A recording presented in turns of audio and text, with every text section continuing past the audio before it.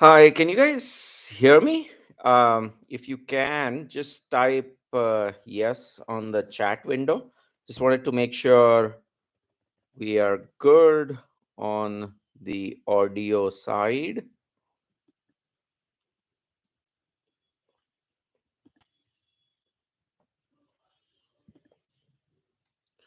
Just type or give me a thumbs up or something on the chat window so I know that you can hear me. Yeah, we'll start in about 8 minutes from now. Thank you.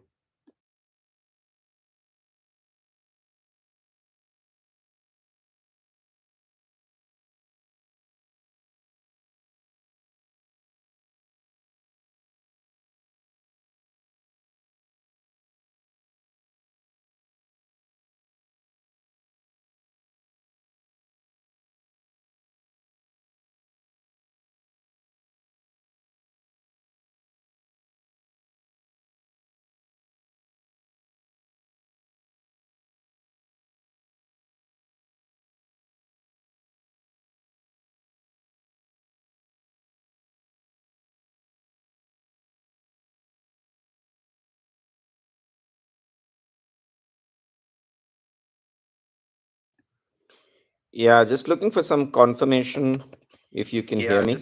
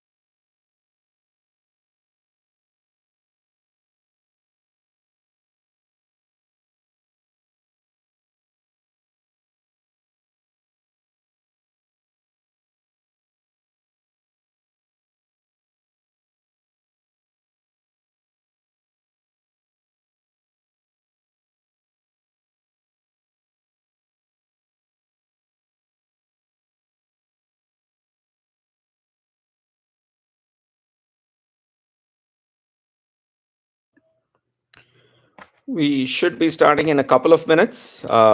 If you guys can hear me, just type out or confirm on the chat window so that I know you guys can hear me. Thanks.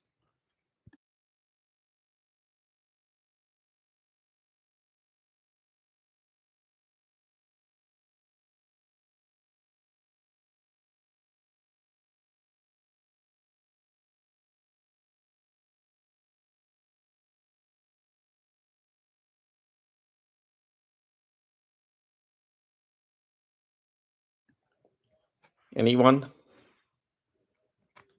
Is my voice coming through?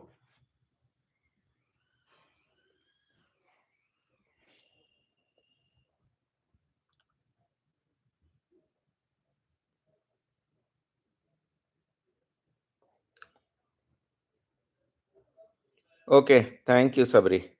Thanks a lot. We'll start in a minute. Yeah. Thanks, Madan.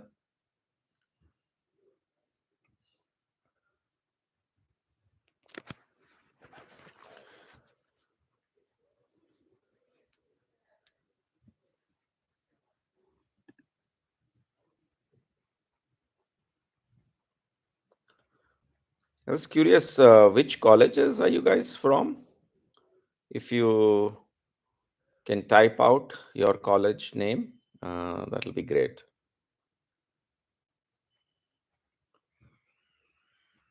Kit. Okay, got it. I guess that's Coimbatore. And we have VIT, Pune. Then Nehru is also, I believe, Coimbatore. NIT. Okay. MIT, ADT should be Pune. Okay. All right. Well, it's 2 o'clock on a holiday festival season. So I do appreciate you guys taking the time and being here today. We let's get started with our session now. Yeah.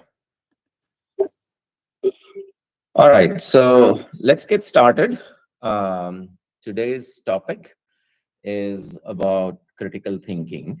Um, and there's some techniques called mental models or frameworks which we'll actually get to in our later semesters, which are frameworks that exist that help you become a critical thinker, right? So anyways, first, let's pause for a bit and have a discussion on what critical thinking actually means to you.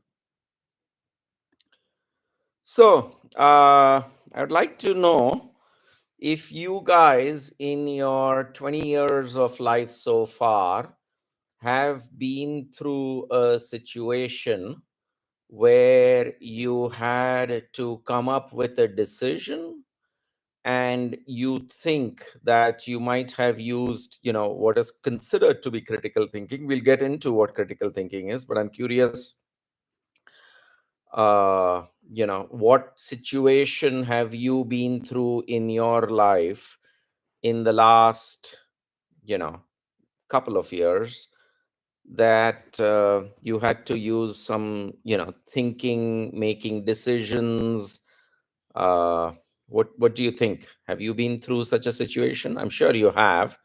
Kind of curious to understand what situation in the last year or two or three where you took a step back, tried to do research, analyze various different things, and then decided on something. What was that situation? uh, what scenario in your life did you have to use critical thinking? Anyone can type it in uh, on the chat window so we can kind of discuss this a little bit. I do realize kind of having a intervention discussion is a little bit difficult in streaming platforms versus a meet platform.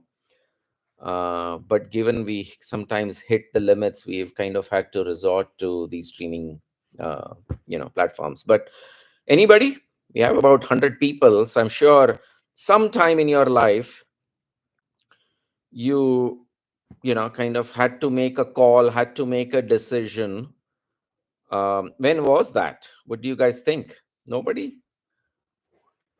Right? Let's take the situation of deciding which college or which university to join, right? Or which branch to take. I'm sure it wasn't a simple, quick decision that you took when deciding which college to join or which branch to take. Hopefully, you didn't kind of proceed saying, well, my friend is going to this college, so I'm going to go to this college, right? Hopefully, when you were deciding which college you were going to join, you took some time, did some analysis, did some research, and then uh, kind of decided which what branch to pursue. Yeah. So that would have been a situation in your life till date. And going forward, there are going to be many, many, many more situations as you grow older that will require you to make these kind of calls, these kind of very super critical decisions. Yeah.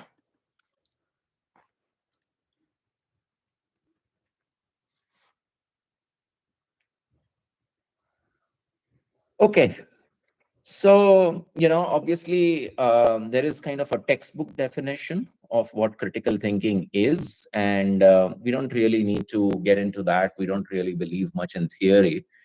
I think the more important thing for us as a takeaway is that as human beings in our lives on a day-to-day basis, we have a tendency of making quick decisions, quick judgments, right? And that actually prohibits or stops us from making probably the best decision that might be needed. And so, one of the things that if you can take away from this session is that you need to get into the habit. And as it's shown over here, the last line is very, very important, right? Which is never, never, never be in a rush to make a judgment, to make a decision, right? Because there are no prizes really for making the quickest decision possible, right? The right thing is to make the best decision possible. And today we will talk about, why that is important. How can you develop those skills? What stops us actually from becoming a good critical thinker, right? And so ideally, as long as kind of time permits, we should kind of hold back, understand the problem, spend time researching, collecting as much data, analyzing the data and information that we have, and then reach to the decision point, because those steps will enable you to make a better decision in life going forward, right? So remember that.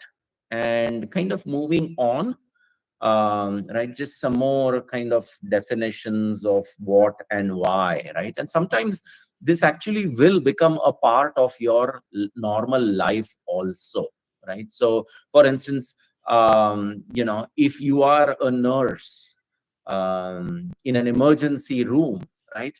Your ability to try and figure out as to which or what is more of an emergency versus not, right? It can't be on a first come first serve basis, right?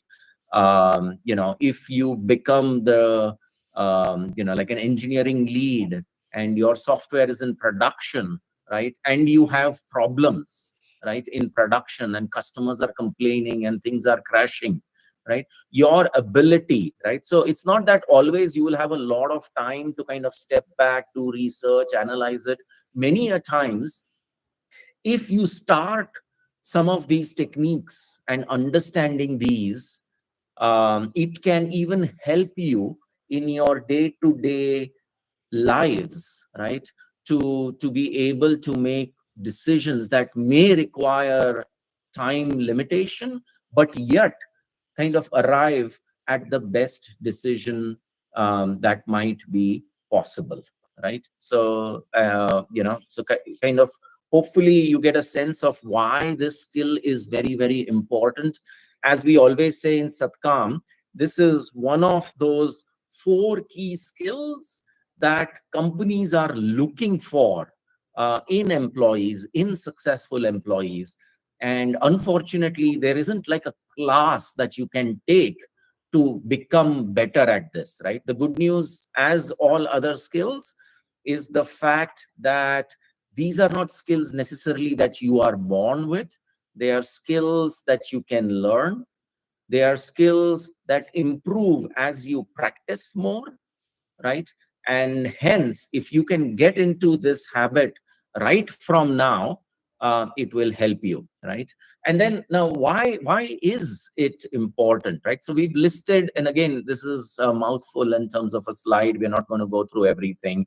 These slides are going to be available to you, so you can always kind of look back at it and study the material if needed, right? But essentially, critical thinking helps you in making the best decision possible at that point in time, right? So enables you to make better decisions.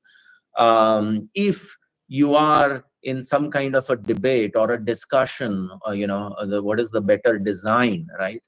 The ability to make your viewpoints, right, with stronger arguments is something that will help you if you are a better critical thinker.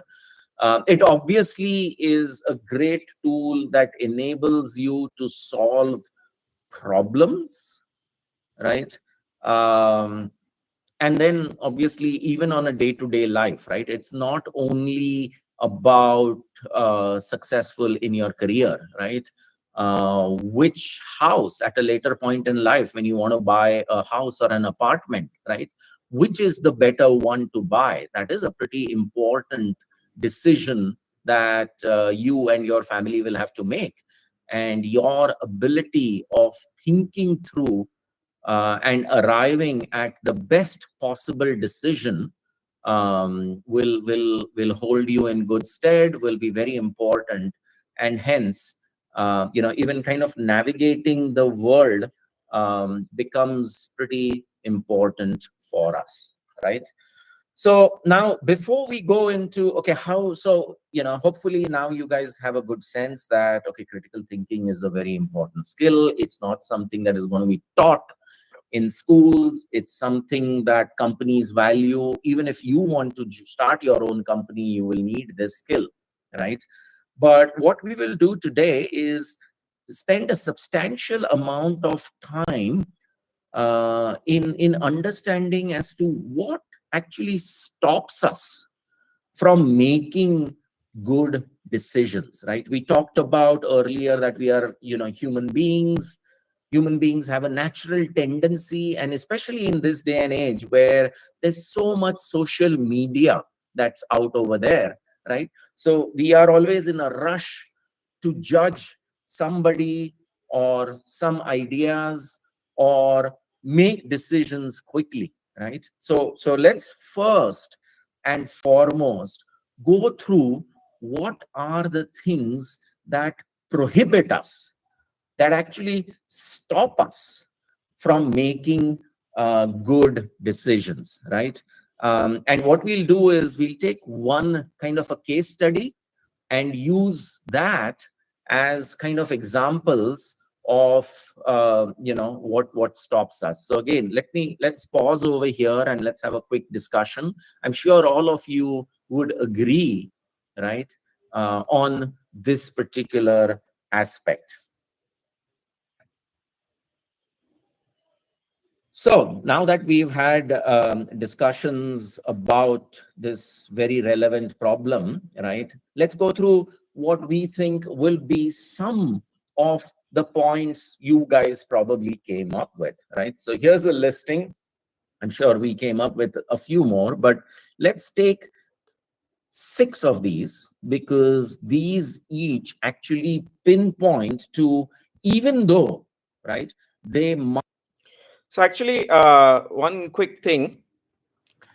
Can you type out which cities do you guys come from, right?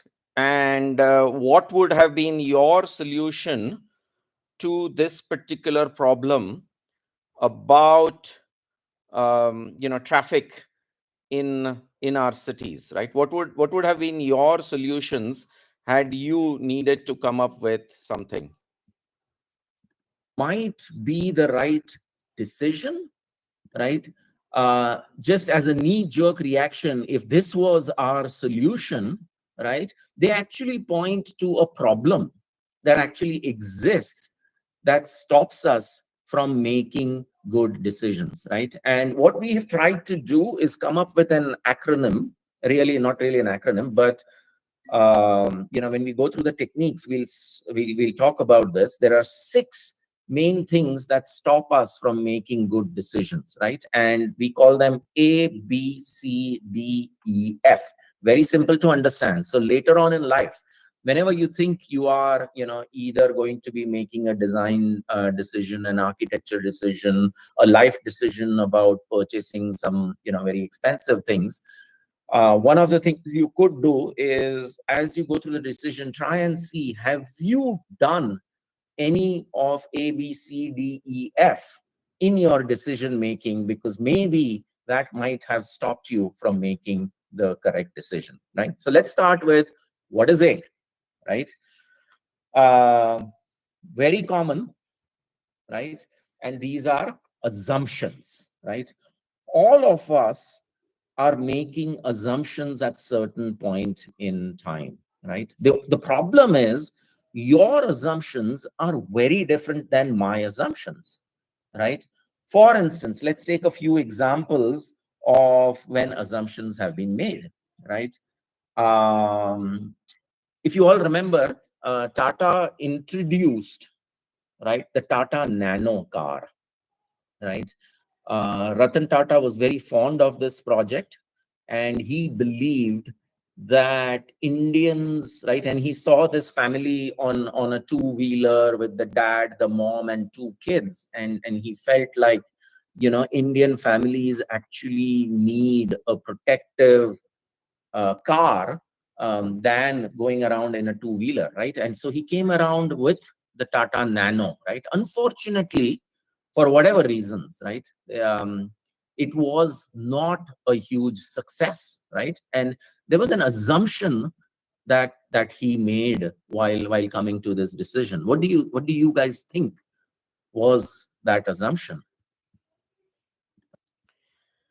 Any ideas on, obviously the Tata Nano unfortunately was not a success, but if you guys have some ideas or some thoughts or some reasons that you think was responsible for Tata Nano not succeeding, just type it into the chat window.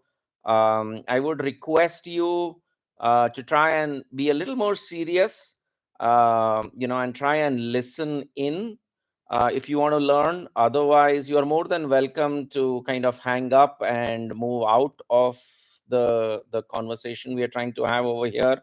We aren't taking any attendance, so if you're here for the attendance, don't worry about it. We don't monitor it. We just want people who are really keen and interested in learning to participate over here with regards to this particular topic, than just trying to make a fool of themselves. Yeah. So curious if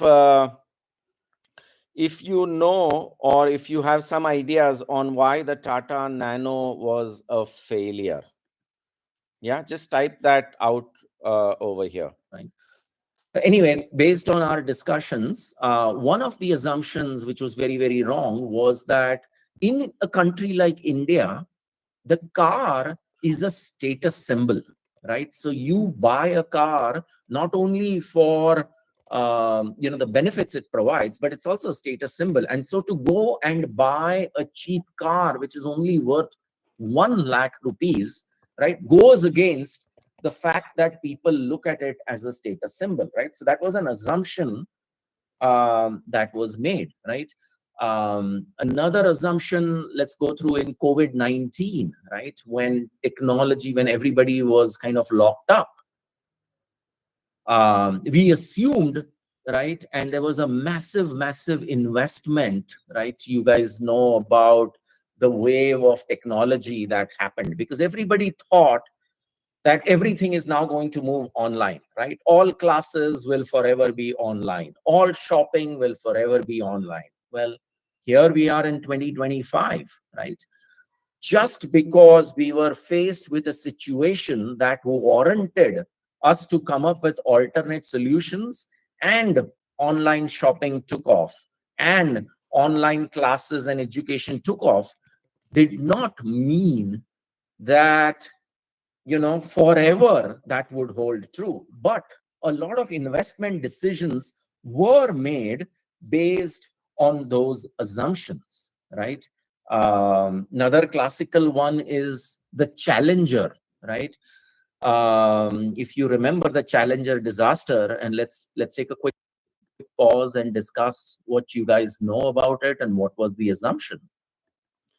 So curious again, how many of you have heard about the Challenger disaster? What it was, right? It is fairly historic. It was one of the biggest debacles at NASA, where all seven astronauts immediately within a few seconds of takeoff, unfortunately, lost their lives, right? And primarily, it was because of certain assumptions that were made, right, during the building of the space shuttle as well as the testing of the space shuttle. Okay, so yeah, that was a pretty big assumption that was made, right? That in Florida the temperature will always only be above a certain degree, and that particular day, right, the temperature was below, and so that was an assumption that was made that turned out into such a big disaster, right? So all across there are so many numerous instances of assumptions that people make. So one of the practices you can get into, right, is whenever you are putting your viewpoint forward, you list down under what assumptions are you going ahead with your decision, right? So that will give the opportunity for the other side to have understood what your assumptions are, and they can probably counter and let you know what they are assuming, right? In the end, right, assume is a very common word, and that causes a problem. And why is that? Right? Because assume is, what is the spelling of assume? It stands for ASSUME, right? And so it inevitably ends up making an ass of you and me. So we want to try and avoid this pretty big mistake, right? Now, remember, we talked about the 6 potential solutions for our traffic problem, right? And so here is, right, if you had come up with, what, we need more flyovers and underpasses, and that will solve our problem, right? If you've come up with that solution within a minute of all the traffic problems in Indian cities, right, you are assuming that the flyovers will solve it, right? Even in a lot of tier 1 cities, for instances, a lot of flyovers have been built. Bombay, Mumbai, for instance, probably has like 70, 80, 90 flyovers, and yet the problems still persist, right? In fact, when you build flyovers, you probably are just moving the bottleneck from location A to either the end of the flyover where everybody is getting off, or maybe sometimes even when the flyover is starting, right? So unless and until you've really studied what is the real scenario, you might end up making a very bad assumption that only shifts the problem rather than solving it. Now, when you are working also, right, there will be many a times that you are presented with information, right? And your ability to identify that what is a fact, what is true, what is real data versus what is an assumption that you are making, right, can help you become a better decision maker, right? So let's look at this particular example. I'm going to pause so that we can have a discussion about it, and you can try and identify which is a fact and which is an assumption. So here's the exercise I want you to do. Yeah. Let's read the scenario. It says that when product A was launched in India, TV commercials proved to be the most effective marketing tool. That is why, to support the launch of the same product in our market, we should allocate most of the budget to TV commercials. What I would like you to do is there are two statements below, one and two.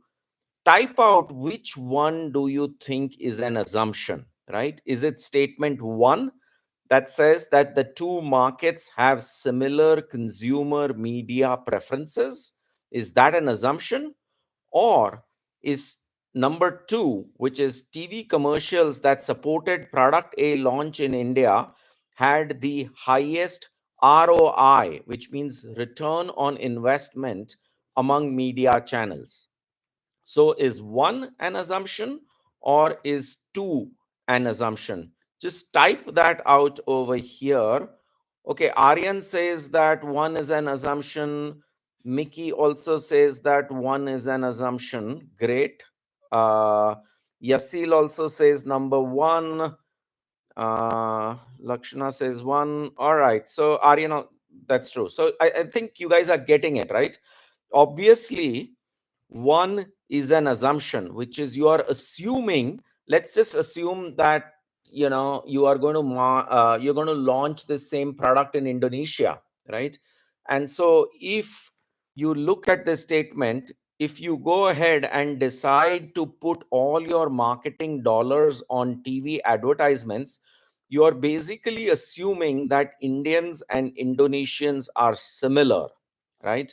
But it is a known fact based on the data that we've collected that when product A was launched in India, it was the TV ads that had the best results, right? So good. I'm glad to see a lot of people being able to figure that one out over here. Here's another example just to prove the fact and just so that it becomes practice. Let's pause and talk about this one. So, right, the statement says, I do not support telecommuting, right, which is working remotely in our region. When we tried to implement this a few years ago, the initiative failed because of technology. People could not access the intranet when away from office, and the narrow bandwidth made it impossible to hold virtual meetings, right? So, which one is an assumption? Is it statement one? The issues that prevented the successful rollout of telecommuting previously have not been resolved yet. Is that an assumption or is it a fact? And number two, access to necessary technology has a great impact on the effectiveness of people working remotely. Uh, who's the idiot Sanjay 46 who types in 1, 2, 3, 4, 5? Uh, all right. Statement one, Logesh says, is an assumption. Now, the only issue that I do have over here, is the fact that I don't know whether you guys are responding to one or two, because some of you might be a little behind over here. But in the interest of time, I'm going to go ahead and continue. Obviously, the assumption is statement number one, which is that the issue that prevented the successful rollout has not been resolved yet. Okay, so we've talked about, the first mistake or the first thing that stops us from making good decisions. It is A for assumptions. Now let's talk about the second particular one, which is bias, right? Let's pause. What does bias mean to you? Okay, so in our particular example, right, we had this potential solution that some of you might have thought about, which is, you know what, foreign countries are way better than us. They know how to solve problems. They know how to solve problems, first and well. And so let's just copy what works in America. Let's just copy what works in Singapore, and we will have solved the problem in India as well, right?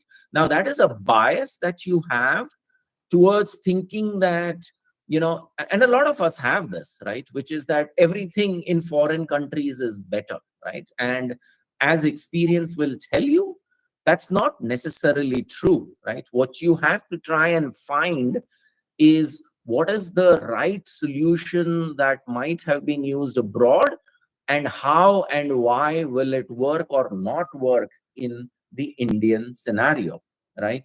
So that's a bias that we have. It's a confirmation bias. And, there are various different types of biases, right? But before we go ahead, I want to tell you a very interesting story to try and prove you this particular point about, how all of us, right, including me, and all of us in this world have a particular bias. So let's go through a story. Yeah. So there is this boy. He's 10 years old, and it is his birthday today. Okay. Now he has never ever traveled in a plane, right? And so what his dad decides is that, you know what, your 10th birthday, I'm going to make this very, very special for you, right? So I'm going to take you on a flight, right? So you will get a chance and an opportunity to go on a plane. And imagine this boy, right? Never been on a plane. He's so excited. He's getting this amazing birthday gift. Now, when he enters the plane, he realizes that his dad has actually bought him business class seats, right? So he sits in business class and is just thrilled and super happy, right? The plane takes off. After a while, the air hostess comes out and brings a cake, and they light the cake and they sing happy birthday for him, and he cuts the cake. And can you imagine this 10-year-old boy, first time on a plane, getting this special treatment in business class, cutting the cake, right? And about 15 minutes later, the air hostess comes and asks the boy, do you want to go and see the cockpit? Now imagine the excitement of this boy.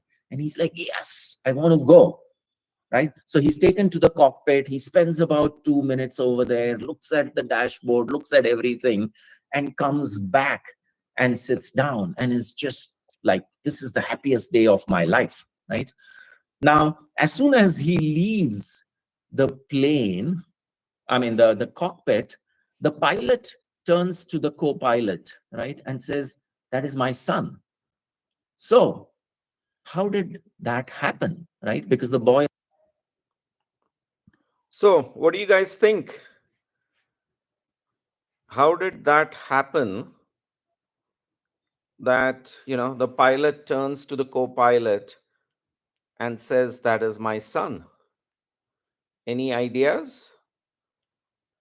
Let's see if anybody can get this. I'm kind of curious. I'm kind of waiting. If you are not sure or don't know, just type in no idea. If you can guess how that happened, type out the answer.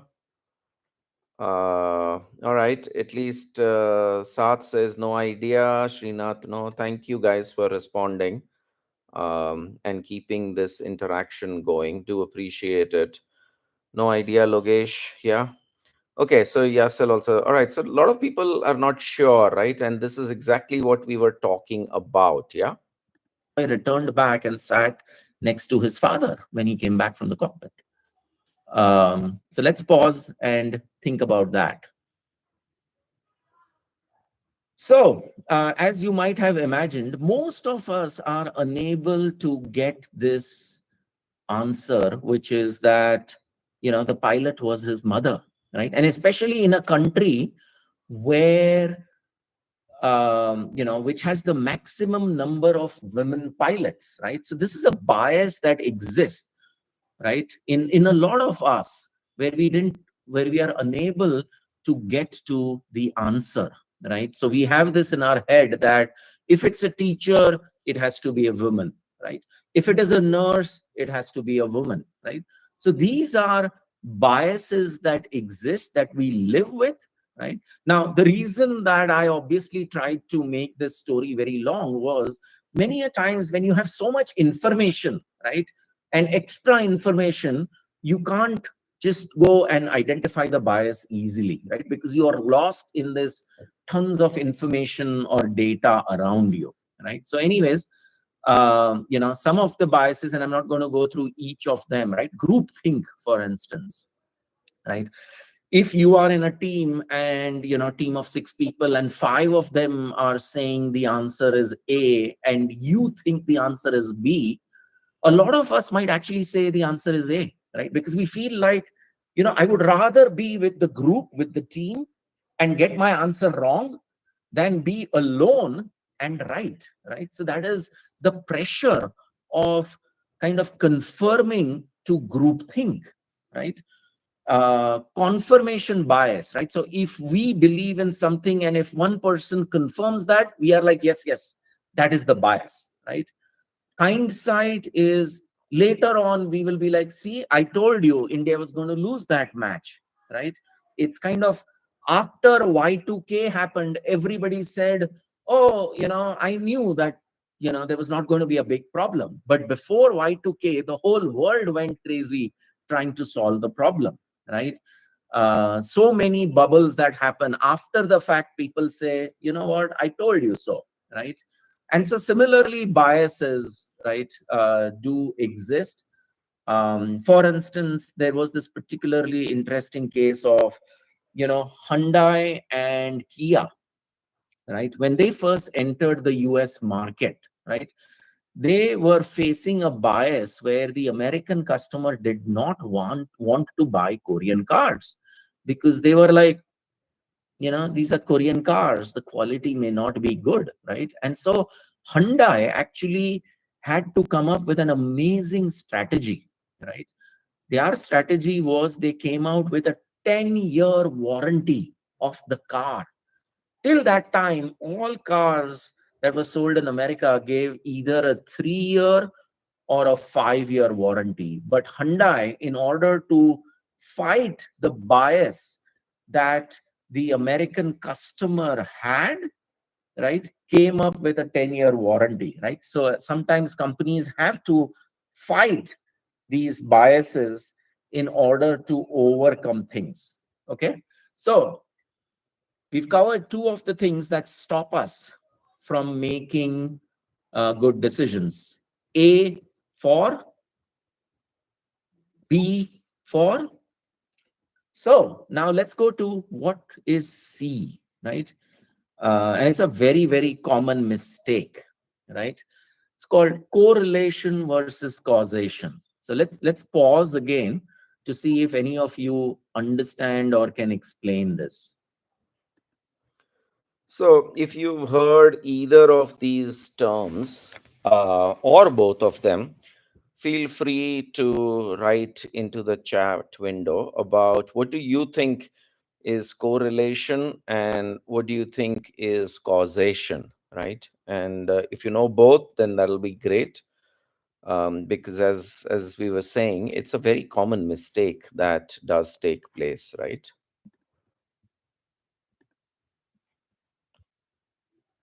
Okay, so in our particular example, right, the use case, right, we have this where, we always assume that, what, more cars are being sold, and so that's why traffic is increasing, right? We might overlook other factors, right? And we just straight away jump to traffic is getting worse because, more cars are being sold.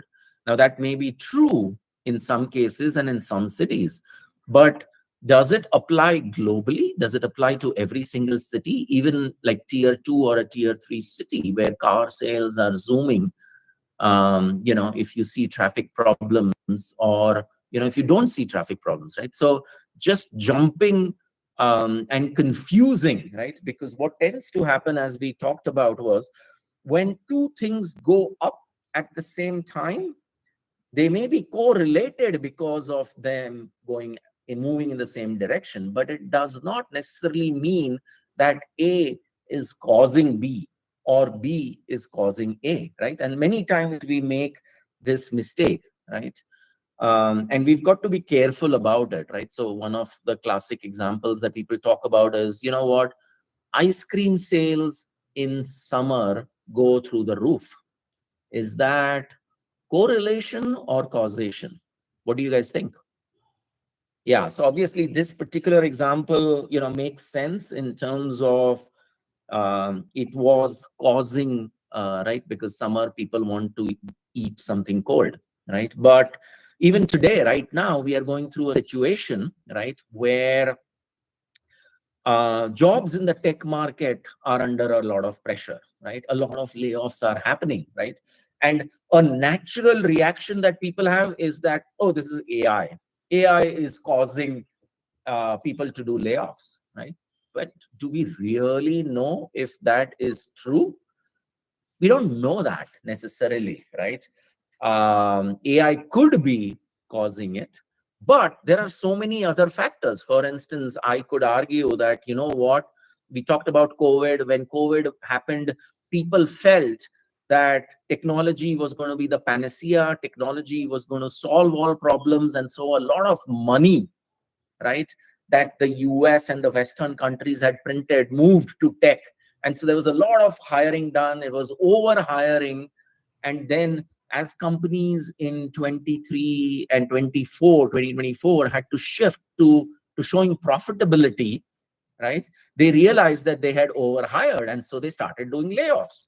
I mean, that's a possible reason why layoffs are starting to happen, right? We don't know, right? So the jury is still out whether AI is causing the job losses or layoffs right now, right? But there is this correlation coefficient, right? So zero means they are not at all correlated, right? Sometimes it can go up, sometimes the other can go down, right?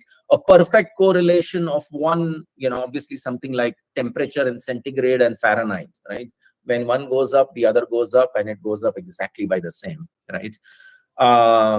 Then here's a beautiful example, right? Parents who are alcoholic, right, their children tend to not do well in schools and colleges, right? They have low academic achievement. What do you think? Are they Is the alcoholism of the parent causing, or are they just correlated and they don't have, any kind of cause effect? What do you think?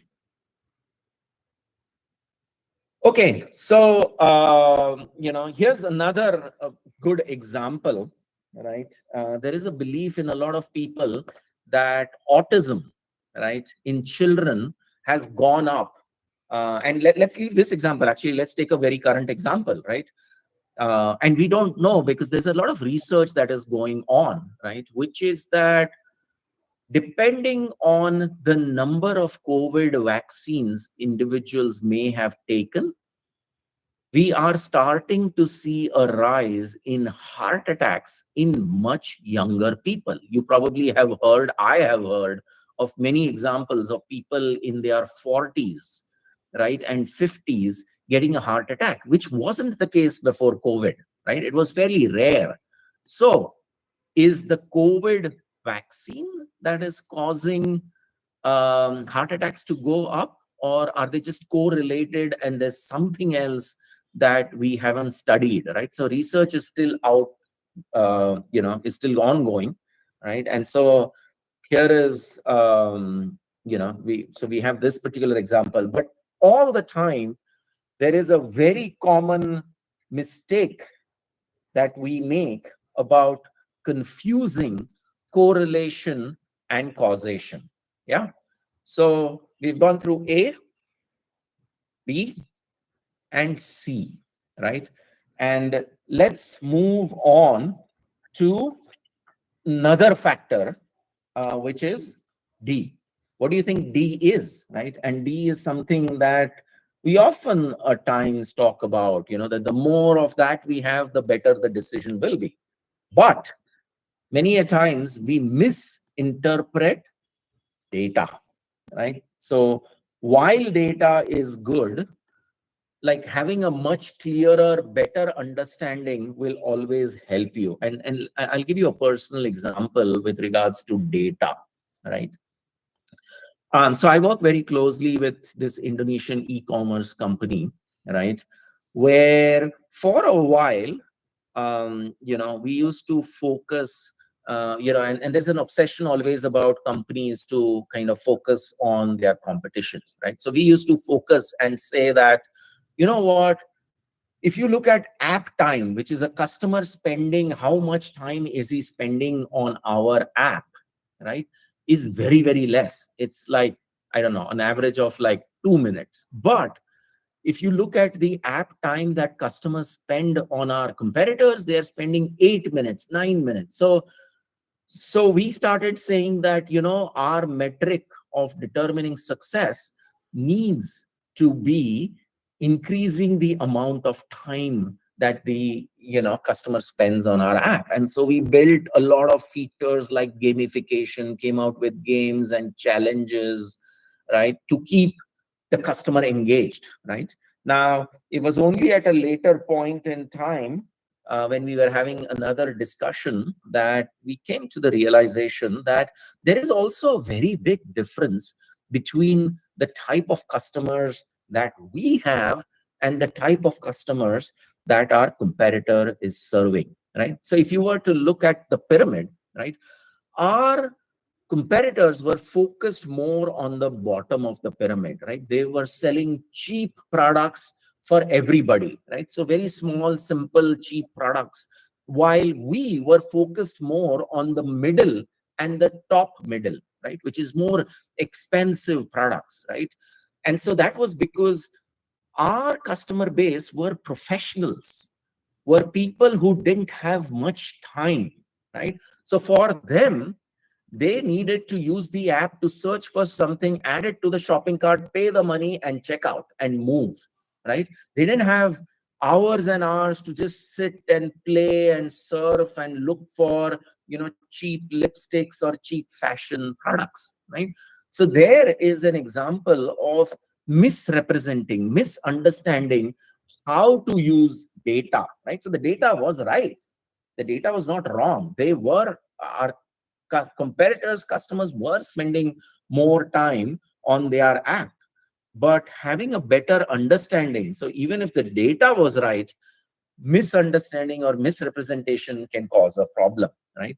Now, in our particular case, for instance, right, what some of us could have come up with, what, there are just way too many accidents, right? And so traffic has gotten bad because of accidents, because of the way people are driving, right?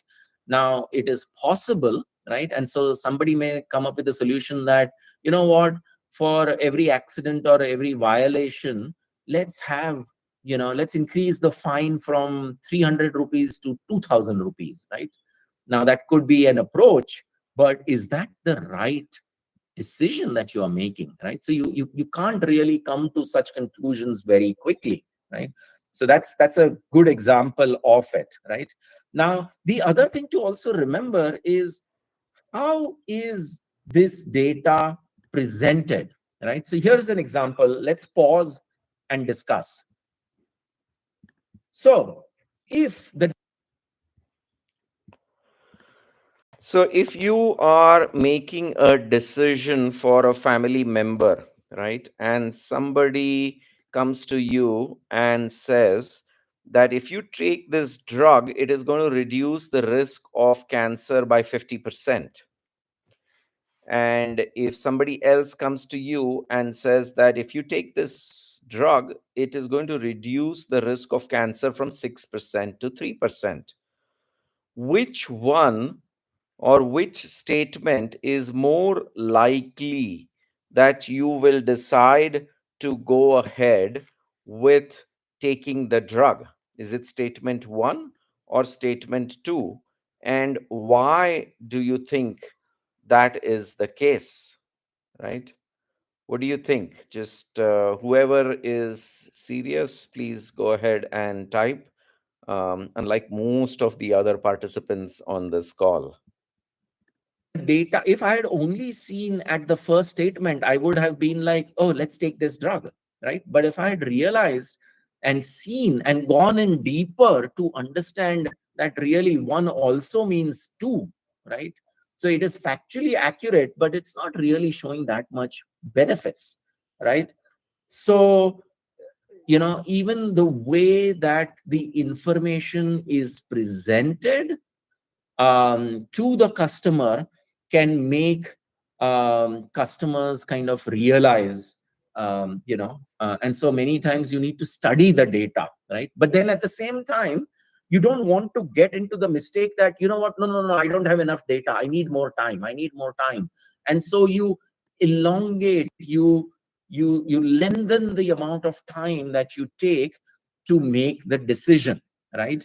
And so but remember that it is not always necessary that the more data you have, the better the decision, right? So here is a research paper where the performance, right, or the right decision was really the same even after you had collected 5 pieces of information or after you had collected 40 pieces of information. Now, the person who was doing it felt more confident after 40 pieces of information were given to him versus when he had only 5 pieces, right? But if that the amount of time it needed for us to go from 5 to 40 had been like 6 months, was it worth it, right? You don't know. So again, I'm not saying that, less data or quick decision making, but you need to know what is the right amount of data and how much data is good enough for you to have come to the right decision. Yeah.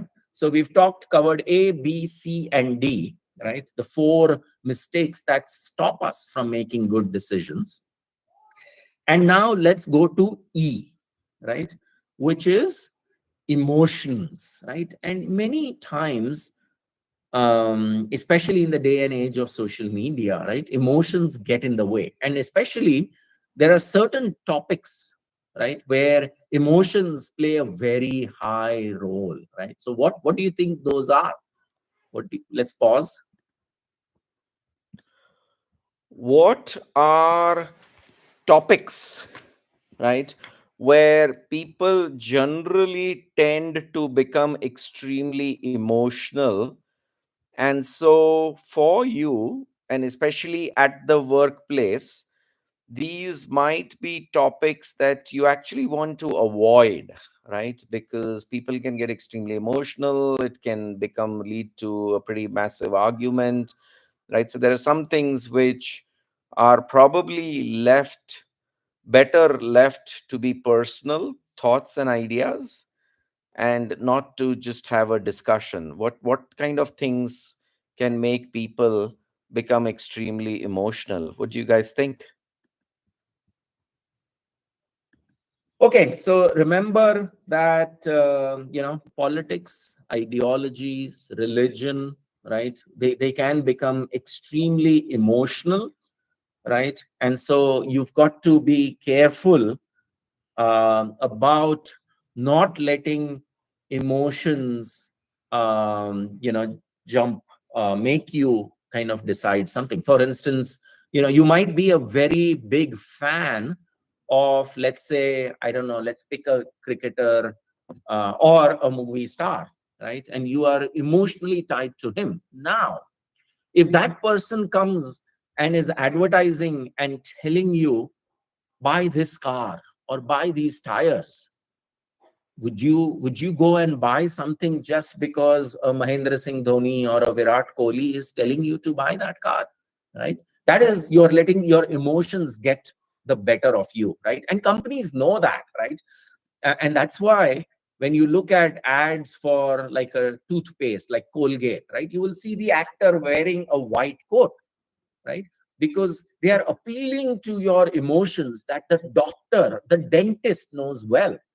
Really, you don't know whether that person who's in front of you asking you to purchase Colgate Is he or she an actor, or is he or she a real, a dentist who's been practicing for 20 years, right? So be careful about emotions running you, right? And then in our particular example, right, like you might just get frustrated, right? And you might say, you know what, I'm frustrated, let's just do this. Odd cars will drive in the city on Monday, Wednesday, Friday, and even cars will drive on Tuesday, Thursday, Saturday. That's it, right? So you are letting your frustration make a decision. Now it's possible that that could be a solution, but just without analyzing, without looking at data, without thinking through, without spreading yourself in terms of more information, right? You can't really allow frustration to take root in terms of your decision, right? And so remember, to avoid emotions making your decision, right? So somebody who's a smoker, right, says that, you know what, I knew somebody who was 80 years old and he used to smoke. So that means that, smoking is not harmful because this person lived to 80, right? Because you are a smoker, you might use that argument, right? It's an emotional argument of using anecdotes or one piece of information or data to say that, it's okay to smoke. All this talk or all this data is incorrect, that smoking is harmful. Yeah. So that is again another example of emotions, running, or making the decisions for you. Okay. All right, so we've gone through A, B, C, D, E, and now we will go to the final one, which is F, which is the final one, jumping to conclusions, right? As we said, there is this very famous book, right, which you should, if somebody is a book reader, called Thinking Fast and Slow, right? And Daniel Kahneman, who got the Nobel Prize for that, talks about this system 1 and system 2, right? And he says that most of our decisions are always system 1, which are impulsive decisions, which are jumping to conclusions, which are making quick decisions, right? And as we've said many a times, right, in this day of social media, right, it is a natural phenomena, for us, right, to kind of, um, make these kind of decisions, right? Many times in tech teams that I have had, right, there is a, when we go to the team and say, hey, this problem exists, right, the natural, um, you know reaction of many teams is, oh, that is because the customer doesn't understand it, or the customer service didn't understand it, or the sales guy sold it wrong, or the partner's SDK is wrong, or the internet connectivity in that customer, right? So always trying to point quickly that the problem is somebody else's, somewhere else's, it's not my code, right? You can become, and so be watchful of demonstrating this kind of a behavior, right? And in our particular case, right, two-wheelers, right, somebody who's driving a two-wheeler is going to say it's the four-wheelers that are causing traffic problems, and the four-wheeler is going to be like, it's the two-wheelers, right, they just jump in and out, are maneuvering and going left, right without indication, and it's they who are causing the problems, right? So that's again, jumping to a conclusion can be a failure in terms of making the right, correct decision, right? We talked about, making a decision based on, your favorite actor or actress kind of, encouraging you, to make a call or a decision. But anyway, so let's pause and quickly revise what are, and the reason that jumping to conclusions is because our brain sometimes is always trying to get to a quick decision, right? And here's an example of the trick that our brain can play with us.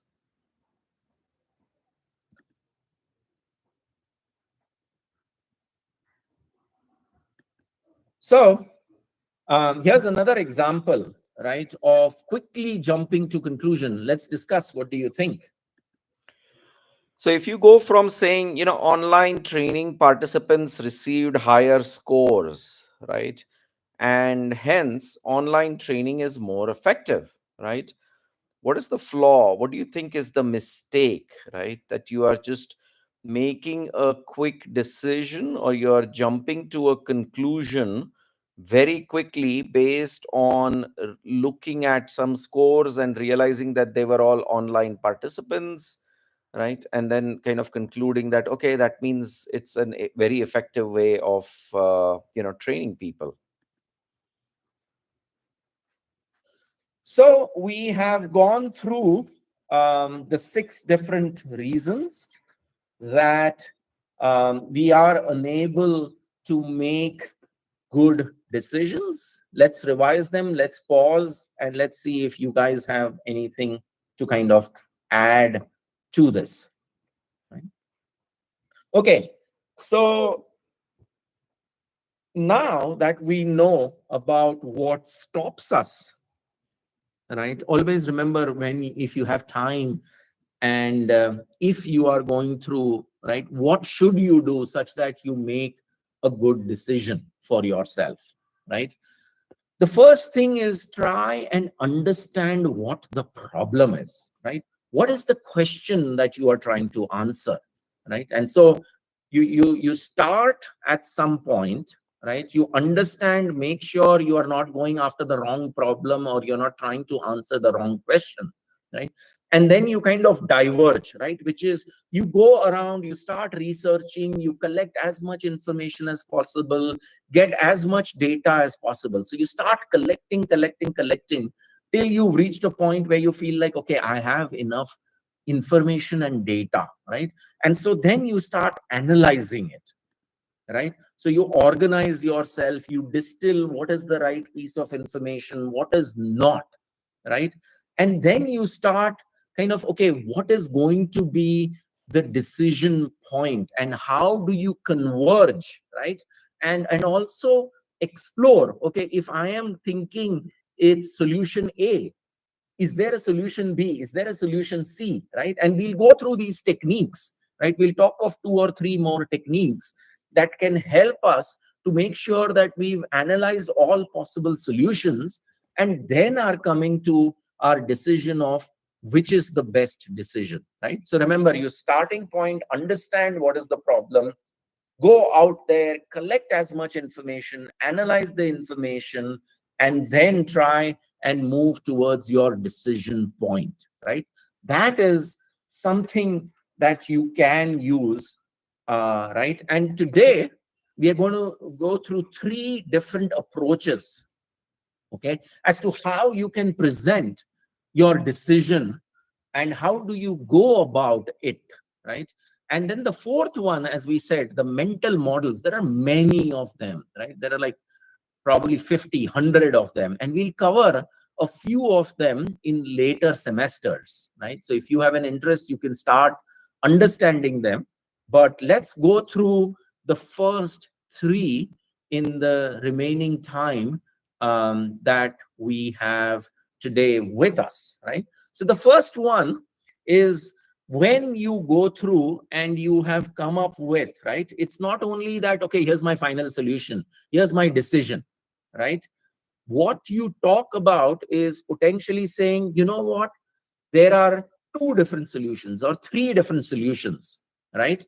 And here are the pros, the cons, and the data and inputs that I have used to analyze each of this. And this is why I am suggesting, right? So let's pause and talk about what do you understand this approach might be, in terms of what are pros, what are cons, what are the data and inputs. So just type out on the window, what do you understand when somebody says pros, right? The pros of this approach is ABC, or the cons of this approach is XYZ, right? What does pros mean and what do cons mean? Would love to see if I'm sure some of you know and understand it. Hopefully, all of you do. But pros are the positive things we have about our subject. Great, Prakash. Nice response. Thank you. Uh, Mickey says pros are the advantages and cons are the disadvantages. Absolutely correct. Good. Anybody else? Sathvi, no idea. No worries. That's okay. Anybody else understand what are pros and cons? Anyways, let me kind of continue. Okay, so now that we've gone through, let's take our traffic example. Yeah.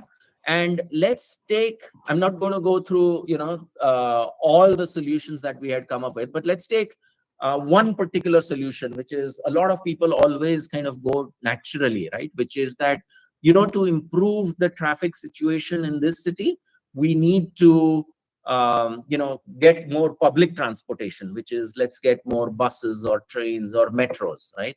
Now, what are the pros, right? What are the advantages of public transportation, right? Obviously, it reduces people having private vehicles, right? It also obviously will be cheaper. It makes it affordable. It allows, people of lower strata to travel using public transportation, right? And then obviously, sustainability, right? It's much more eco-friendly, less pollution, so those are kind of the advantages of public transportation, right? Now, what are the cons? For instance, especially metro, right? It isn't cheap, right? They are fairly expensive, right? So unless you have the budget, unless you have the money to invest in this infrastructure, right? It's not going to be easy. The second is it's going to take time, right? Metros are not like they can come up overnight, right? And building these metro either underground or overground, right? And then it requires constant maintenance and the hassles when you are building the metro. For instance, if we decide to go with the metro, right, the traffic situation while the metro is being constructed for the next 3 years, 4 years, 5 years that it could take to build a metro in a city, right? And also, public perception, right? Because we've talked about, for instance, status symbol. A lot of us rely on, what are people going to think about us if I go by a bus or a metro, right? So those are kind of the cons, right?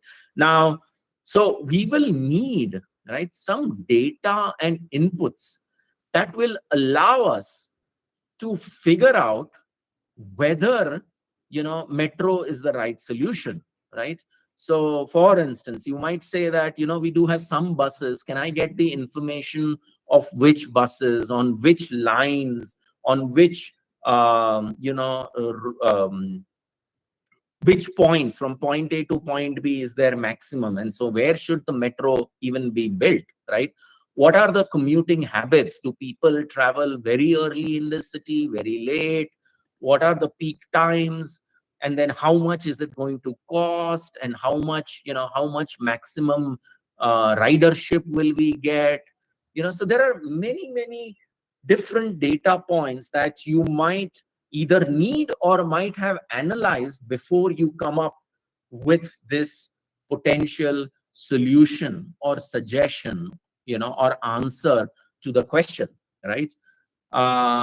I'm going to skip this one, but let's take another solution that you come up with to solve traffic management strategies, right? Is saying that, what, we need better traffic management, right? So the advantage of better traffic management is you are going to continue to rely on the current road infrastructure, right? You might say that, what, we will use AI, right, and cameras and look at traffic. And based on if we see a lot of traffic a particular way, we will turn the signals green for a longer period of time, right? And the opposite way might be for a lesser period of time, it becomes red or green, right? So anyways, we are not going to go through each of these because this can be a very long-winded discussion, but suffice it to say that as whenever you are presenting, right, your solution or your approaches towards solving this problem, when you're presenting it, if you present it as here are the advantages of this solution, here are the disadvantages, and here are the data points, right? So you say, when you present to your team leader or to your team, and you come back and say, you know what, there are three solutions. Here is the advantage of solution one, here is the disadvantage of solution one, here is the data and inputs that I use to analyze it. Here's that for two, solution three, right? And based on this, I am recommending that we go with solution one, and here is why, right?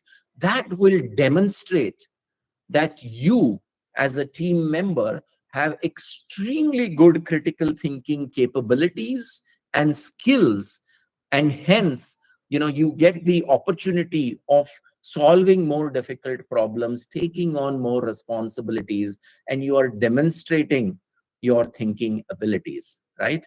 So here's, how can we improve, maybe one solution is, let's go with carpooling and ride sharing, right? That is another way. And maybe your suggestion might be, what, um, for instance, we said A was, let's build public transport, and the solution was building metros because you can't have, a rapid transit bus system. The second suggestion was, improving the traffic management. And then the third was, let's do carpooling, right? Now, and then after you analyze, you realize that this city actually doesn't have much of a budget, right? And hence, or if you need state approval and center approval, it's going to take, 15 months to get the approval, right? And so what do you do till then? Even 15 months is for the start, right? After that, it might be another 5 years. So you're talking 6 years, right? And so the solution for now is really go with the better traffic management and carpooling, right? So you have to consider these factors and present your viewpoints, right? So that was, as we talked about, approach number one, right? Which is looking at the pros, the cons, and then presenting your suggestion or solution. Okay. Now let's go to approach two, right? Which is again very similar, but just a different way of presenting your data, right? Which is, it's called compare, contrast, analyze, categorize, and evaluate. Okay. And you can pick whatever you think, right, depending on the situation. So let's pause, and talk about, what does compare and contrast mean?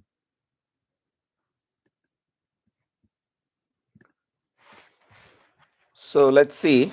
Uh, what do you guys think when, if somebody says let's compare something, or let's do a comparison and a contrast between two approaches? What does compare mean and what does contrast mean? Anyone have an idea? It's kind of similar to like pros and cons, except compare is when you look at the similarities between the two approaches, right?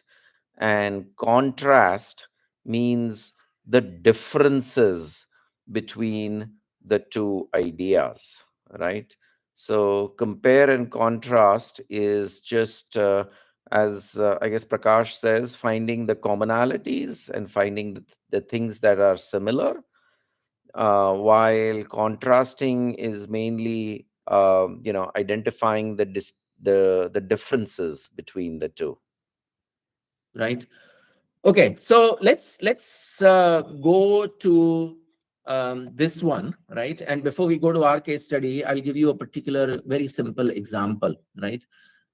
Let's take that you wanted, in your class. Let's take an example of World War I versus World War II, right? Can you do these five for these two world wars, right?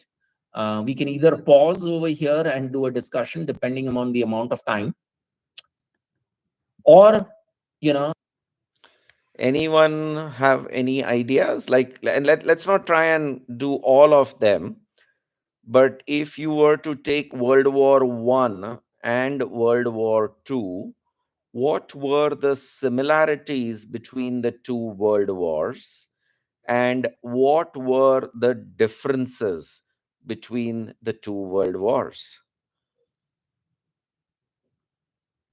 I'll give you some quick examples, right? So, for instance, when you compare the First and Second World War, right, what were the similarities? Basically, it was centered around Europe. And in both World War One and World War Two, the US came in a little later, right? So primarily, both World War One and World War Two were European players, with later joined by the US, right? Now, if you wanted to do a contrast, which is what were the differences between the two world wars, right? In World War One, France was never completely taken. Paris never fell, right? While in World War Two, actually, France and Paris falling was one of the immediate effects in World War Two, right? So that's a contrast of the two. If you were to analyze, right, you can break it down and say, in World War Two, there was also, you had Europe, but then you also had Japan and China. And so there was the Pacific theater, and there were different areas that were controlled differently, right? So you are starting to analyze that World War Two was a much bigger one, and giving more information, analyzing it against World War One, right?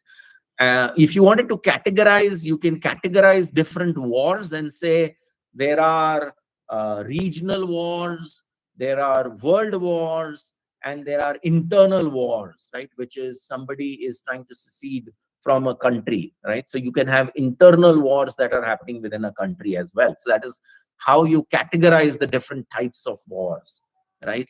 And if you are evaluating, you can say obviously both the world wars were not good, right? Because obviously of so much chaos, so much destruction, so much death. But then, there were some positives as well, right? Radar was developed during World War II. Penicillin came up, computers and technology, right? And so those were kind of some of the benefits also, right? Whether we like it or not, right? So that's a way of evaluating the different world wars, right? Now let's go back to our example, right? For instances, right? So when you take public transportation, right? And again, I've not covered all of them, and we're going to jump through them because there's just a lot of information that is over here, right? But if you say that you want to enhance public transportation, right, and then you can compare it, right, to non-motorized transport, which was a solution that we didn't cover, right? Or you can even compare it, we talked about at least traffic management and carpooling, right? So you can say that compared to traffic management, if you enhance public transportation, you are actually solving the root cause, right? While traffic management is kind of like a workaround, right? And comparing it to carpooling, right, it is public transportation is a much more structured and potentially affordable for many, right? Not everybody can afford carpooling, for instance, right? So here you are comparing one solution with the other options you have, right? And then you can similarly contrast, right? So public transportation versus traffic management, right? Public transportation obviously requires a massive amount of investment upfront and then constant ongoing maintenance, right? But traffic management really doesn't require that much massive investment, right? Same goes for carpooling and ride sharing when you want to contrast the two, right? And so same way, right, like just like we discussed about pros and cons and data and inputs, right? You can do a comparison, contrast, analyze, evaluate of the various different solutions that you have. Again, as I said, I'm not going to go through each of them because there's a lot, but just trying to give you a sense of when you are presenting your data, right, or information or solution, how can you come across, right, as being well thought through, structured in your approach, good analysis, good critical thinking, right? And then how do you present that data, right? So let's talk about presenting this data. And again, as I said, I'm going to skip through a lot of these slides, right? Here is a way that, for instance, you might have seen this, right? So this is, right, if you wanted to, for instance, compare and contrast Netflix and Prime Video, how could you present this piece of information, right? Let's say, your problem is, should we go with Netflix or Prime Video, right?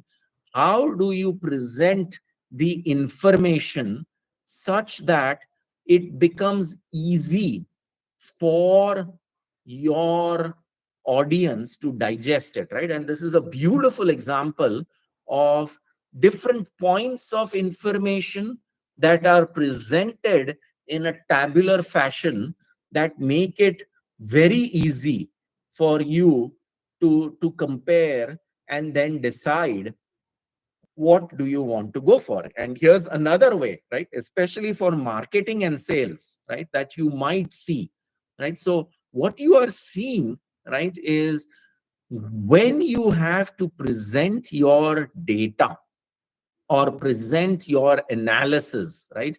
Because as we said, remember, you go off, collect tons and tons of information, tons of data, do your research, do your analysis, and then you kind of come back to your decision point, right?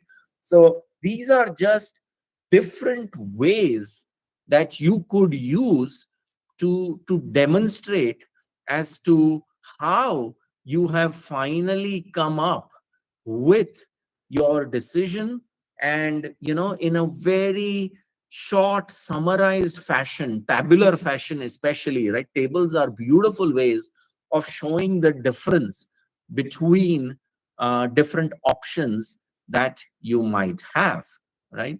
So that's kind of again, analyzing it. So if we go back, right, we talked about approach one was the pros and the cons, and then the other one was how can you compare and contrast and provide it in a very tabular. And then we are going to go to the third way and actually talk about, um, let's take a simple example which might be a real use case for you, right? So let's pause over here. And before we pause, right, let's just assume that you are trying to convince your parents of buying a two-wheeler, right? Obviously, one natural phenomena is we approach our parents and say, oh, my friend has a two-wheeler, so why can't I get a two-wheeler, right? That's how you will go to talk to your mom or your dad, right? And try and use emotions, right? If my friends have it, why can't I have it? Neighbor's son has it, why can't I get it? you know and you start using emotions while trying to argue with your parents, right? Saying that I need a two-wheeler, right? But do you think that way your parents are going to be convinced that they should be buying a two-wheeler for you, right? So what do you think? How, based on whatever we have studied till now, right, can you go about providing that information, right? So let's pause for a bit, let's have a discussion, and let's have you guys share your thoughts on solving this potentially real world problem of convincing our parents. So let's see what do people have to say. Uh, how would you go about making a case? Okay, so Mickey is saying that they are more concerned about our safety. Sure. Uh, obviously, parents are always top of mind for them is that, safety. Okay. Aryan says focus on addressing their safety concerns. demonstrating responsibility and highlighting the benefits. Okay, good, very, very good, apt points. Now, how would you go about doing that, Aryan? Right? How are you going to still continue that? All right. Dhanyaraj is saying, I'm facing traffic issues on the bus, so I convinced my parents to buy me a two-wheeler. Yeah. But was it easy, Dhanyaraj? I'm not sure. Maybe you are lucky. You have parents who were just convinced based on the fact that, you talk to them. Okay, Satvi says that you give her, that's fine. Mickey says, should we make them believe that we are safe and responsible? Sure, yeah, that's absolutely true, right? Um so what are ideas? So I think Aryan obviously covered the most points that you have to address. They are very worried about safety. You want to show to them that you are responsible, and you also want to kind of highlight that what are the advantages or benefits you are going to get by getting a two-wheeler, right? They think they want to invest on other things like gold. Invest, you mean, I assume, and land for compounding. That's a different thing. That's not.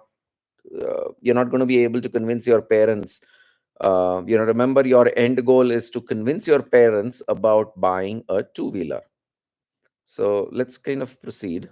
Okay, so hopefully you guys have understood, and I'm going to give you another or additional viewpoints to kind of just basically demonstrate, right, that you are a critical thinker and can really, right. So one is obviously you have various different points, right, but then, right. So for instance, if you are So here's a way that you could go about, as some of you were mentioning, right? You first obviously, create something where it talks about the benefits, right? The benefits could be the time saved. That time that is saved could be invested by you in terms of either spending at home or getting more time to study or whatever, right? So you focus on what are the benefits you will get if you buy a two-wheeler. You also can talk about the downsides, right? Similar to the cons, right? That I realize and understand that you are extremely worried about my safety, and I promise that I will always be using a helmet. I will always ensure that I don't go over a certain speed. But at least talking about the things that are worrisome for them, right? And then you list down and talk to them about, I have analyzed the market, and here are the things how we should, what are the things that we should consider while we are buying this two wheeler. And then obviously focus on the things that are the most critical for your parents, right? presenting your analysis to your parents, right? Remember, when you go with something like this, which is instead of going emotionally and telling mom, or trying to first convince your mom and then tell mom you help me to convince dad or whatever, right? If you say that, okay, you know what, I have analyzed, and here are the benefits, right? If we get a two wheeler, right, I can cut down and I can get an additional 1.5 hours at home, because the travel time reduces from 1 hour to by bus to 15 minutes, right? Here are the downsides or the cons of buying a two wheeler, right? And then you go and say, I have looked at all the bikes in the market, and obviously, right, here are the categories based on which we should evaluate buying a car, right? And since you're convincing your parents, remember that what was the most important reason, right, why they don't want to, what are the two most important things which why parents don't want to buy, right? First is obviously the safety, right? And then the second are the costs, right? So if you give higher weightages to things that matter for your parents, you have a better shot, right? But just now imagine the two different techniques, right? Either using emotions to convince your parents versus show them that you are a mature individual. You now go to college and here are the benefits, right? You have a better shot at it, right? So we just wanted to use a fun example to try and convince you about, every time that you are trying to get decisions made or make a decision, when you take your time and put it on paper in a well thought out, structured manner, you will always have a better shot at kind of becoming a better critical thinker, right? So, just a final 2, 3 slides. Yeah.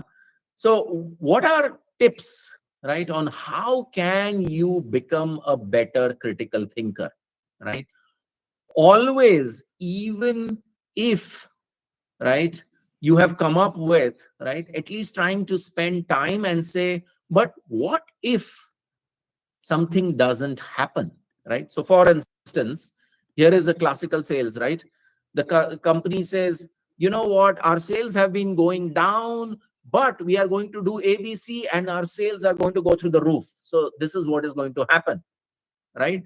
And so if you sit over there and ask the salesperson, what if, so the marketing team has come up and said, we are going to create this viral social media, and after that our sales are going to go through, the roof, right? And so if you are the only one person who sits over there and says, what if that video doesn't go viral, right? Imagine everybody, oh yeah, what if that happens, right?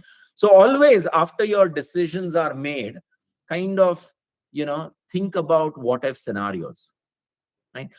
Remember that what you are trying to do is get to the best decision at that point in time, right? You can never foresee what might happen. Things will change. Your competitors may adopt a new strategy. New technology might come up which just changes everything, right? So decision that you are making is the best decision today at this point in time based on the information we have. If we get new information, we might need to go back to the drawing table and re-evaluate our decision and might need to change, right? And companies or individuals that are willing to do that, right, will always be able to adjust, right? And then the next one, right, obviously, you have to be honest to yourself, and if you have made a wrong decision or if you have misinterpreted the data, right, good critical thinkers are people who will admit their fault and say, you know what, I made a mistake over there. I was wrong when I thought that more app downloads will result in more sales happening, right? So that is another good characteristic to have, right? And then if you want to become a critical thinker, a better critical thinker, remember that when you disagree with either your boss or your team lead or your team member, right? If in your head you realize that I am disagreeing with this person's idea, right? I'm not disagreeing with him. I'm just disagreeing with the idea and your ability, right? And we'll talk about this in articulation, right? How do you put forward your points when you want to disagree, right? Your tone, the manner in which you speak, right? And without getting emotionally charged up will help you become better at this, right? One of the best ways of doing it is actually any idea that you have, right? If you are able to present it to a 6-year old or a 5-year old, if you are able to make a 6-year old understand your idea, then you have really understood your idea well, right? So do that, try and practice this by saying, I'm going to take a 6-year old and try and explain it to him, because he will have, some maybe stupid questions, maybe things that, oh my god, yeah, when I'm presenting it, I should probably make sure that I talk about this, right? And then remember, always go through, are you making the mistake of A, B, C, D, E, or F, right? So these are ways that you can use to help improve your critical thinking, right? And then The one I think that we skipped out over there, which was about expressing in multiple mediums, primarily means that, if you are doing a presentation, then maybe try and write it on a piece of paper, right? So your ability to express the same idea by either talking to somebody, by presenting to somebody, by writing it as a paper or something, will force you to think through your idea even better. Yeah. finally, right, how can you as an individual, right, your ability to be open minded, right, your ability to realize that, the decision that I come up with will never be the best decision forever. I am trying to come up with the best decision at this particular point in mind. Maybe I will make mistakes, maybe I might be wrong, right? And it is okay. And I need to be open that if some new information comes in, or something new I understand that makes the decision I made yesterday wrong, it is okay, right? So being open minded and admitting that all of us in the end are human beings, we all make mistakes, right? The courage to take initiative is just the fact that, many a times we are afraid to volunteer, right? And say, if let's say you are in a team meeting where a particular problem is being discussed, right, the person who takes the initiative and say, oh, can I go and analyze this situation as to why, our app ratings are going down, and come back and present, right? They are the people who are being proactive, who are taking the initiative, and they are going to be the people who have a much better chance at being successful, right? We talked about, biases and prejudices, right? Confronting problems and challenges, and then even remembering that when somebody disagrees with you, especially in a public forum, right, don't take it personally. They are not attacking you, they are attacking your idea or your thoughts. And then finally, the one which is extremely difficult, right, for our cultures, which is cultures in India, right? We've grown up in a culture where it's almost impossible to disagree with your teacher, or disagree with your boss, right, or disagree with a group of people. And that is what actually stops us as Indians, as Eastern cultures, from coming up with new ideas, new innovations, right? So need to we need to get rid of these cultural nuances, because remember, we are arguing about an idea so that we can come up with a better idea, right? And so it is okay to disagree, right? Because maybe in these disagreements, maybe in these debates, maybe in these discussions, right, we will come up with a better solution, with a better design, with a better product that is much more useful for our customers, right? So these are individual traits that if you want to become a better critical thinker, you need to imbibe and try and practice. Yeah. Now, as just a last final exercise, let's do a fun puzzle or a quiz and see what you think the answer for this is. So let's look at this. Yeah, bacteria is basically doubling every 24 hours and is starting to fill a lake up. And on the 60th day, the lake is fully infested by the bacteria.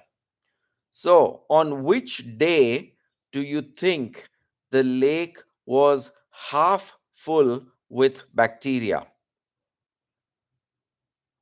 What do you think? What is the answer to this puzzle, right?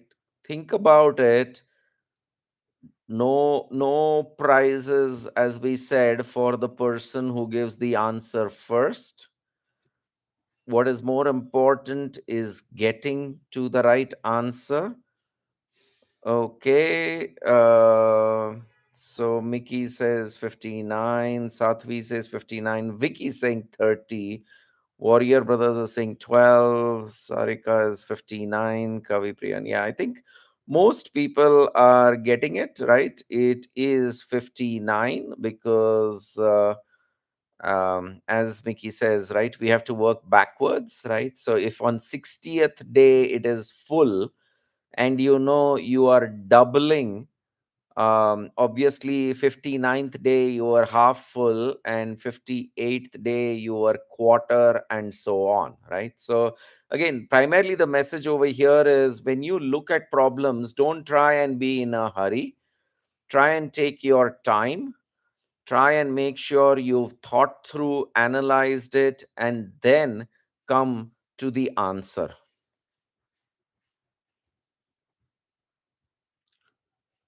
Okay. All right. So, these are just some more theoretical things which we've just put in the slides for you to kind of take a look at.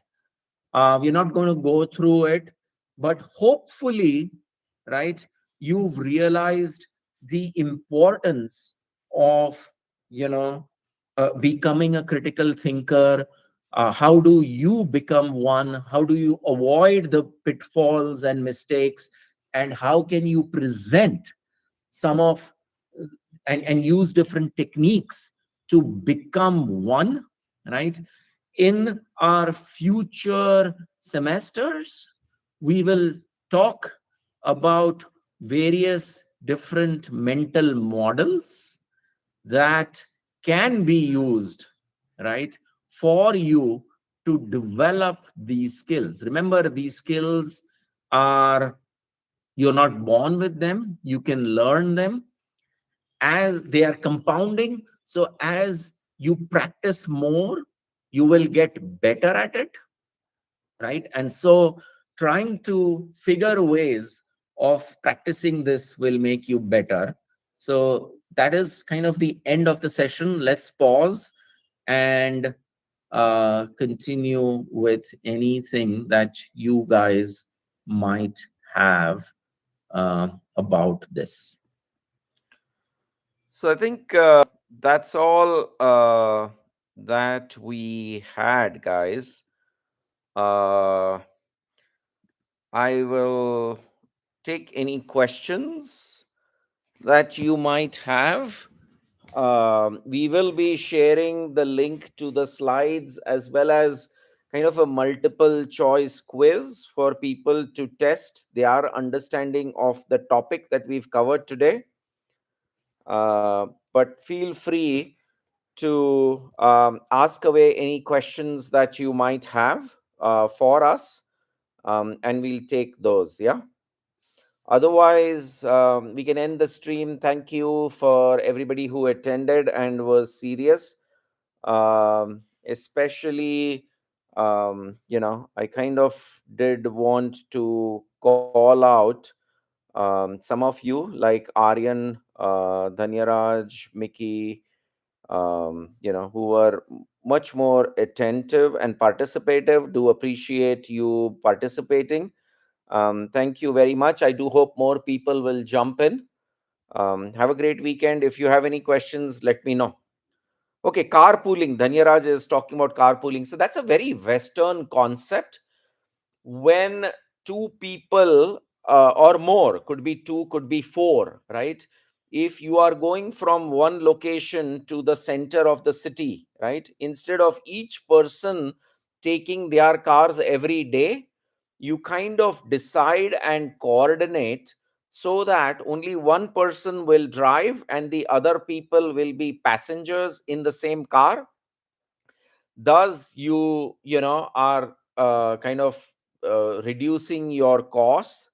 You're reducing pollution, right? It just the cons of it is, obviously you might have to adjust your timing every now and then, but carpooling is a very Western concept that people use so that one person will take the car, everybody else can sit in, and that helps out, right? I'm not sure what you mean by what vehicle to control